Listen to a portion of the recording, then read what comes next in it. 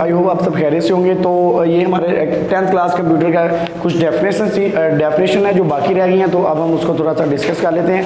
एक डेफिनेशन हमारे पास थी डॉक्यूमेंटेशन हमारे पास, आपको सिंपल वर्ड्स में बता दूं कि जो भी हम काम करते हैं, जो प्रोजेक्ट बनाते हैं जो हम टेंडर लेते हैं या वट कोई भी ऐसा टास्क जो आपको दिया जाता है उसके बारे में आपने डिटेल के साथ एक्सप्लेन करना होता है ऑन द पेपर। ये सारा काम पेपर के ऊपर हो रहा होता है, आपने पेपर के ऊपर ए से लेकर जेड तक एक्सप्लेन एक एक चीज़ को आपने करना होता है, उसको हम कंप्यूटर की टर्म में डॉक्यूमेंटेशन कहते हैं। तो इसमें हम देख लेते हैं, कह रहा है documentation is the detail description of a program, algorithm भी इसमें आ जाएगा हमारे पास, डिज़ाइन भी आ जाएगा कि जो हम प्रोजेक्ट करने जा रहे हैं उसका डिज़ाइन किस तरह का होगा।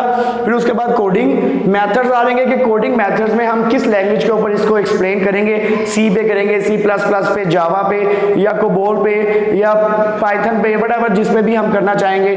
फिर उसके ऊपर हम टेस्टिंग भी करेंगे एंड प्रॉपर यूज, और उसका चेक करेंगे कि क्या ये सही तरह इस्तेमाल हो रहा है। इसकी आपको एक छोटी सी एग्जांपल देता हूँ।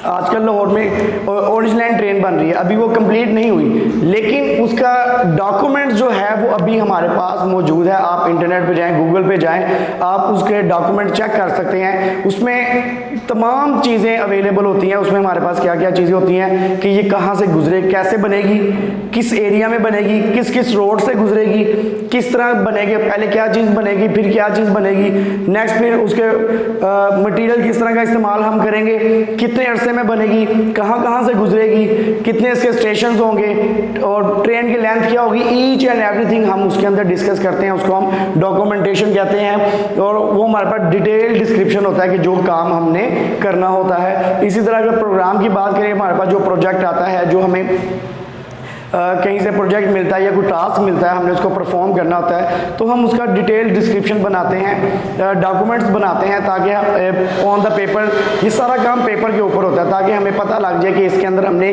क्या क्या काम करना है। इसके स्टार्ट से लेकर और एंड तक की तमाम डिटेल इसके अंदर मौजूद होती है।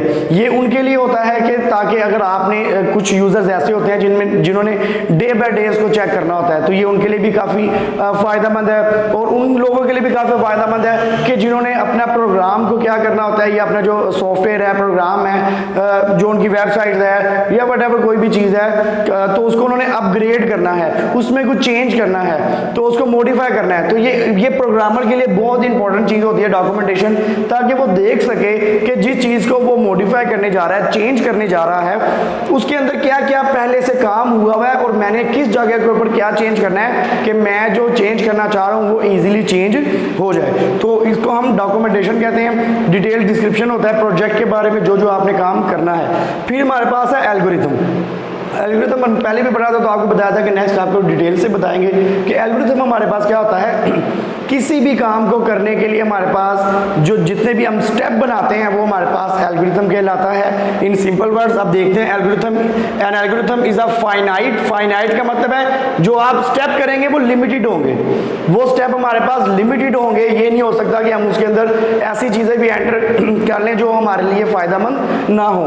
तो an algorithm is a finite steps which if follow, अगर इन स्टेप्स को फॉलो किया जाता है, अकम्प्लिश अ पार्टिकुलर टास्क, तो हम कोई भी अपना टास्क क्या कर सकते हैं, कंप्लीट कर सकते हैं। An algorithm must be clear, finite, clear होना चाहिए, क्लियर कट पता होना चाहिए हमें कि हमने क्या क्या स्टेप इसमें परफॉर्म करने हैं। फाइनाइट, लिमिटेड होना चाहिए, एक्स्ट्रा इसके अंदर स्टेप्स नहीं होने चाहिए। हमने लास्ट टाइम में दो चीज़ें पढ़ी थी कि हमारे पास एक तो फाइनाइट यानी कि लिमिटेड काम होना चाहिए, दूसरा स्टेप बाय स्टेप अपने चीज़ों को लेके चलना होता है, एंड इफेक्टिव, और उसका हमें फ़ायदा होना चाहिए। हम एल्गोरिथम में मेन जो चीज़ें देखते हैं, जिस चीज़ को डिस्कस करते हैं, वो हमारे पास है एक तरह की इनपुट, प्रोसेस एंड आउटपुट। ये तीन चीज़ें हैं। हम अपने एल्गोरिथम में ये तीन चीज़ों को डिस्कस करने की कोशिश करते हैं कि हम इन तीन चीज़ों को अगर स्टेप बाय स्टेप और फाइनाइट स्टेप्स लेके अगर हम उसको चलें तो हम अपने एल्गोरिथम को कंप्लीट कर सकते हैं। इसमें हमारे पास हम इनपुट देखते हैं कि कहाँ से इनपुट आ रही है, कौन कौन से वेरिएबल्स इस्तेमाल हो रहे हैं इनपुट के लिए।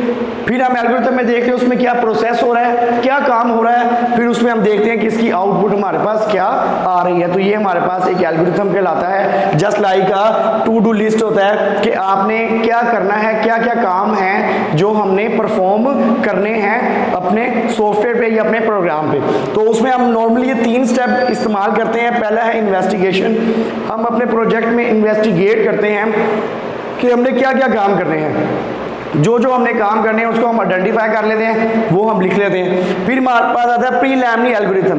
प्रीलिमिनरी एल्गोरिथम में हमने क्या करना होता है कि हम पहले चीज़ों को देखते हैं, आइडेंटिफाई कर लिया, अब उसको देखते हैं कि हमने इसके लिए क्या क्या प्रिकॉशंस लेने हैं, क्या क्या स्टेप हमने उसके लिए लेने हैं। फिर हमारे पास आता है डिफाइनिंग एल्गोरिथम, फिर हम एल्गोरिथम को क्या कर लेते हैं, डिफाइन कर लेते हैं, फाइनल स्टेप्स पे आ जाते हैं कि अब हमने ये काम करना है। तो ये आज का हमारा टॉपिक था, एक डॉक्यूमेंटेशन था कि डिटेल डिस्क्रिप्शन हमारे पास होती है, डिटेल सारी बताई होती है डॉक्यूमेंट्स की, जो भी हमने प्रोजेक्ट काम करना होता है। फिर एल्गोरिथम का, एल्गोरिथम में हमारे पास क्या होता है, फाइनाइट स्टेप्स होते हैं, लिमिटेड स्टेप के अंदर आपने काम करना होता है, काम भी क्लियर होना चाहिए हमारे पास, must be clear, finite and effective, ताकि वो हमें फ़ायदा दे सके। तो आई होप आपको ये समझ आ गई होगी। Thank you.